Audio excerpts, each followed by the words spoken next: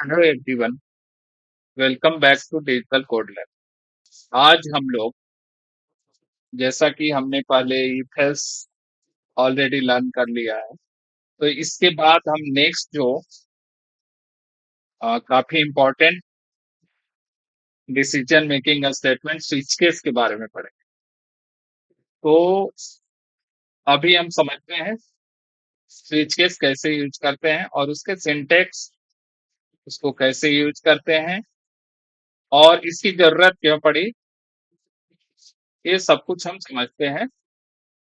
तो उसके लिए सबसे पहले एक हम फाइल बना लेते हैं, पीएचपी फाइल बना लेते हैं स्विच केस नेम से,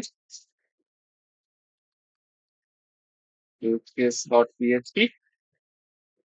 और सेकेंड स्टेप हम क्या करते हैं, जैम्प को स्टार्ट करते हैं। जैम्प स्टार्ट कर लिया। अब इसके बाद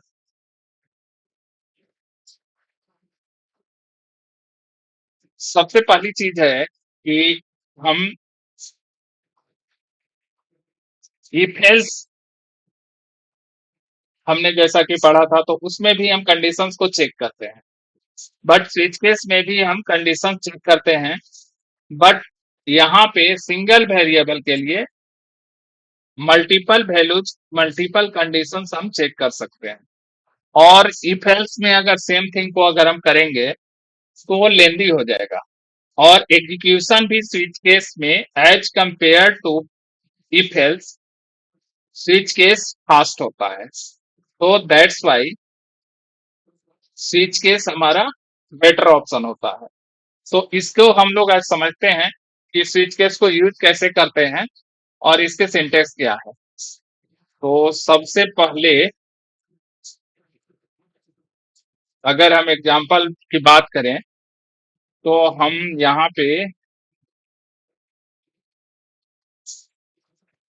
स्विच ले लिया, इसके ऊपर एक हम, जैसे हम डॉलर डे करके ले लिया, डे इज इक्वल टू 2 ले लिया। जैसा कि हमें पता है कि हमारी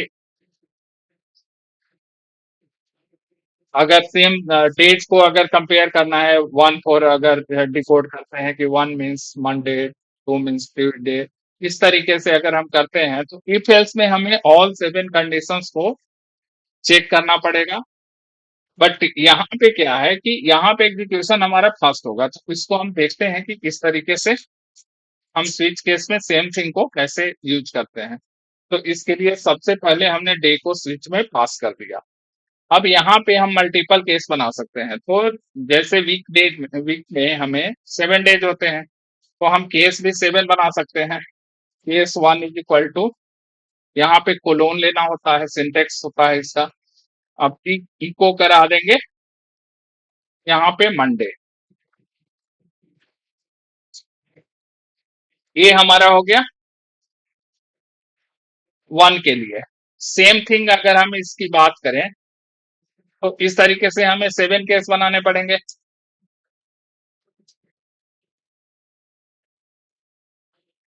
हम इसी तरीके से केस 2 बना लेते हैं, केस 3 बना लेते हैं,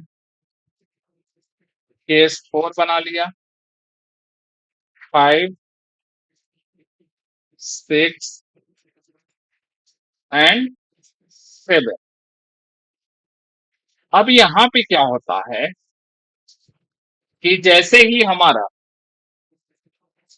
यहाँ पे स्विच केस में मैच करेगा, डे की वैल्यू क्या है, हमने 2 दिया है, तो 2 दिया है तो 2 का केस हमारा एग्जीक्यूट होगा।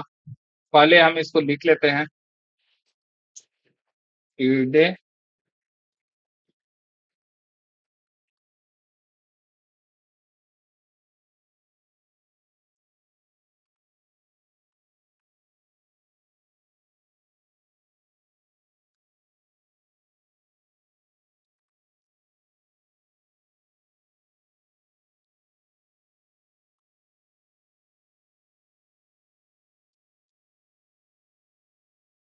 And Sunday. तो हमने ये सारे केस को यहाँ पे राइट डाउन कर दिया। अब इसके बाद एक आता है कि अगर इन सारे केस में से हमें मैच नहीं हुआ तो एक डिफॉल्ट केस हम अगर दे सकते हैं, मैंडेटरी नहीं है but we can write default case. अगर डिफॉल्ट केस में मैंने यहाँ पे इनवैलिड डेट कर दिया,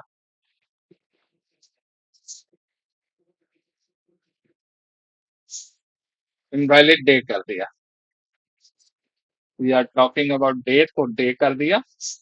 अब यहाँ पे हम इसको एग्जीक्यूट करके देखते हैं कि हमारा क्या आउटपुट मिलता है। हम ब्राउजर को ओपन करते हैं, यहाँ पे ब्राउजर ओपन कर लिया, यहाँ पे लोकल होस्ट और हमने यहाँ पे अपने फाइल का नेम राइट डाउन करना है, एट विच हमने फाइल नेम दिया, एंटर किया। अब यहाँ पे आप देख सकते हैं कि Tuesday, Wednesday, Thursday, Friday, Saturday, Sunday, invalid day, ये सारा प्रिंट कर दिया। तो सबसे पहला काम हम करते हैं कि यहाँ पे मैं क्या करूंगा कि बी आर लगा दूंगा जिससे कि लाइन चेंज हो जाए।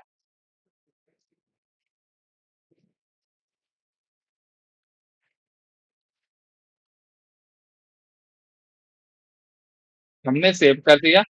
अब यहाँ पे देख सकते हैं कि क्या हो रहा है कि हमारा जो मैच केस जो था टू था, day is equal to two, तो ट्यूसडे के बाद ये सारे केस एग्जीक्यूट कर गया।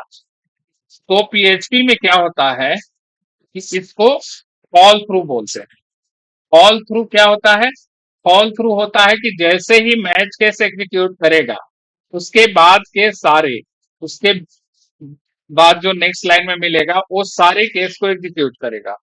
ठीक है, तो इसको हम रोकने के लिए हमें क्या करना होगा कि यहाँ पे ब्रेक यूज करना पड़ेगा।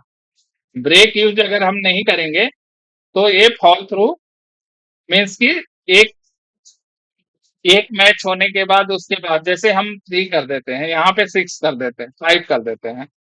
मैंने सपोज 5 किया, day is equal to 5, then you can see Friday, Saturday, Sunday, invalid day, ये ऑल 4 उसके नीचे के 5 के बाद 5 को मैच किया, Friday, then Saturday, Sunday and invalid day, ये ऑल 4 केसेस एग्जीक्यूट हो गया। इसे रोकने के लिए हमें क्या करना होगा? ब्रेक लगाना पड़ेगा। तो एवरी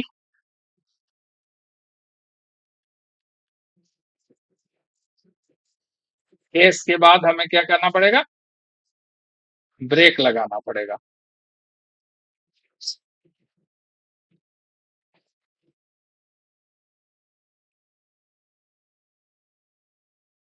अलाइनमेंट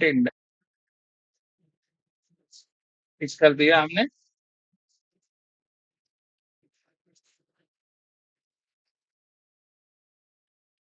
अब हम इसको चेक कर लेते हैं। जैसे कि हमने एग्जीक्यूट किया था 5, तो हमें यहाँ पे फ्राइडे मैच केस जो है फ्राइडे एग्जीक्यूट होकर के हमें मिल गया। तो इस तरीके से आप स्विच केस को यूज कर सकते हैं। इसके मल्टीपल एग्जाम्पल हो सकते हैं। जैसे आप अगर रेस्टोरेंट में जाते हैं तो रेस्टोरेंट में जाएंगे, तो रेस्टोरेंट के केस में क्या होता है कि आप ऑर्डर करते हैं कोई भी, जैसे उसके मेनू है, तो मेनू अगर रेस्टोरेंट का मेनू कार्ड डिजाइन करना है तो उसके प्राइस के अकॉर्डिंग आप स्विच केस से बना सकते हैं। तो उसके लिए भी आप बना सकते हैं स्विच केस। तो इस तरीके से मल्टीपल एग्जांपल हो सकते हैं। मंथ्स का हो गया, तो ये सारे आप एग्जीक्यूट करके देख सकते हैं। और यहाँ पे हमने स्विच केस को एक्सप्लेन कर दिया है, एक छोटा सा कॉन्सेप्ट है, इसको काफी इंपॉर्टेंट है। स्विच केस आप इस तरीके से लिख सकते हो। तो आज के लिए इतना ही। Thank you so much. Video को लाइक और सब्सक्राइब कीजिए।